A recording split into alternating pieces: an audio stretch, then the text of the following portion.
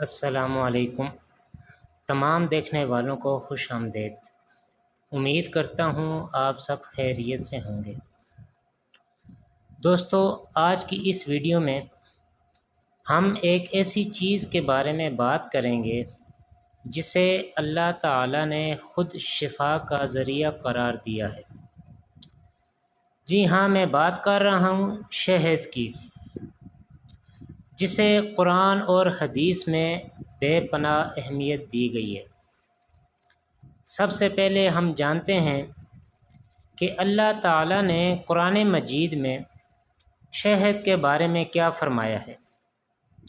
جیسا کہ آپ سکرین پر دیکھ سکتے ہیں، سورہ نحل کی آیت نمبر 68 اور 69 میں اللہ تعالیٰ فرماتے ہیں، اور آپ کے رب نے شہد کی مکھی کو وحی فرمائی کہ پہاڑوں، درختوں اور اونچی چھتوں پر اپنے چھتے بناؤ، پھر ہر قسم کے پھلوں سے رس چوسو اور اپنے رب کے نرم کیے ہوئے رستوں پر چلتی رہو۔ اس کے پیٹ سے ایک پینے کی چیز نکلتی ہے جس کے مختلف رنگ ہوتے ہیں، اور اس میں لوگوں کے لیے شفا ہے۔ سبحان اللہ! اس آیت سے یہ صاف ظاہر ہے کہ شہد میں بیماریوں سے شفا ہے۔ قرآن کے بعد آئیے دیکھتے ہیں کہ ہمارے پیارے نبی علیہ الصلاۃ والسلام نے شہد کے بارے میں کیا فرمایا۔ ہمارے پاس کئی مستند احادیث ہیں جو شہد کی اہمیت بتاتی ہیں۔ پہلی حدیث ہے، جیسا کہ صحیح بخاری کی ایک حدیث میں جلد نمبر 2 صفحہ نمبر 840 میں حضرت عائشہ صدیقہ رضی اللہ تعالی عنہا فرماتی ہیں کہ نبی کریم علیہ الصلاۃ والسلام کو حلوہ اور شہد بہت پسند تھا۔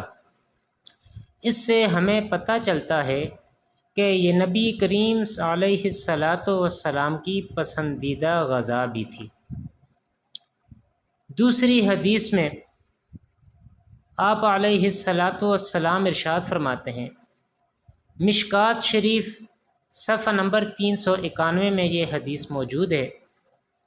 اس کے راوی حضرت عبداللہ بن مسعود رضی اللہ تعالیٰ عنہ فرماتے ہیں کہ نبی پاک علیہ الصلاۃ والسلام نے ارشاد فرمایا، تم پر 2 شفا دینے والی چیزیں لازم ہیں، ان میں سے ایک قرآن پاک اور دوسری شہد ہے۔ اس سے شہد کی طبی اہمیت اور بھی واضح ہو جاتی ہے۔ بڑی بیماریوں سے بچاؤ کا نسخہ۔ اب آتے ہیں ایک ایسے نسخے کی طرف جو حدیث میں بیان کیا گیا ہے اور بڑی بیماریوں سے حفاظت کا سبب بن سکتا ہے۔